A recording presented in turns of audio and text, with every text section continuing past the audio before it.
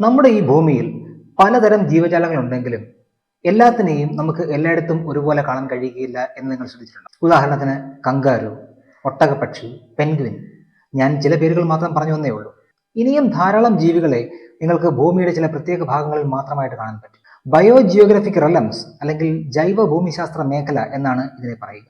ഇങ്ങനത്തെ മേഖലകൾ നിലനിൽക്കുന്നുവെന്ന് മാത്രമല്ല, ഇത്തരം മേഖലകളെ വേർതിരിക്കുന്ന അതിർത്തികളും അതിർവരമ്പുകളും ഉണ്ട് എന്നുള്ളതാണ് കൗതുകം. ഇത്തരത്തിൽ ദൃശ്യവും എന്നാൽ അദൃശ്യവുമായ ഒരു ജൈവ മേഖല അതിർത്തിയെക്കുറിച്ചാണ് നമ്മളുടെ ഇന്നത്തെ വീഡിയോ. ഇന്തോനേഷ്യ എന്ന രാജ്യം പസഫിക് സമുദ്രത്തിലെ ദ്വീപുകളുടെ ഒരു കൂട്ടമാണ്. ഇതിൽ ഉൾപ്പെടുന്ന 2 ദ്വീപുകളുടെ ഇടയിലൂടെ യഥാർത്ഥവും എന്നാൽ സാങ്കല്പികവുമായ അതിപുരാതനമായ ഒരു രേഖയുണ്ട്, ഒരു അതിർവരമ്പുണ്ട്. നമുക്കിത് കാണാൻ പറ്റില്ല. ബാലി ദ്വീപിന്റെ തീരത്ത് നിന്നും കിഴക്ക് ലോംബാക് ദ്വീപിന്റെ തീരത്തേക്കാണ് ഈ പറഞ്ഞ അതിരിന്റെ ഏറ്റവും വീതി കുറഞ്ഞ ഭാഗം. ഈ ഭാഗത്തെ വെറും 32 കിലോമീറ്റർ ദൂരത്തിനപ്പുറം സങ്കല്പങ്ങൾക്കതീതമാണ് ചില കാര്യങ്ങൾ. ഭൂമിയിലെ ഏറ്റവും വലിയ ദ്വീപ സമൂഹമായ മലയ ആർക്കിപ്പലാഗോയെ 2ആയി ഭാഗിച്ചുകൊണ്ടാണ് ഈ രേഖ കടന്നു പോകുന്നത്. ഈ രേഖയുടെ പടിഞ്ഞാറ് ഭാഗത്ത് ഏഷ്യയിൽ കാണപ്പെടുന്ന തരം മൃഗങ്ങളാണ് ഉള്ളത്. കണ്ടാമൃഗം, ആന, കടുവ, മരംകൊത്തി എന്നിവ ഇവരിൽ ചില പേരുകൾ മാത്രമാണ്.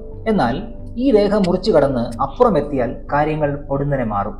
മാഴ്സുപ്പിയലുകൾ, അതായത് കങ്കാരുവിനെ പോലെ ഉദരത്തിൽ സഞ്ചിയുള്ള മൃഗങ്ങൾ, കൊമോഡോ ഡ്രാഗണുകൾ, കൊക്കറ്റു, ഹണി ഈറ്ററുകൾ എന്നിവയടങ്ങുന്ന ജീവികളാണ് ഇവിടെ നമുക്ക് കാണാനാവുക. ഈ സാങ്കല്പിക രേഖയുടെ പേരാണ് വാലസ് ലൈൻ.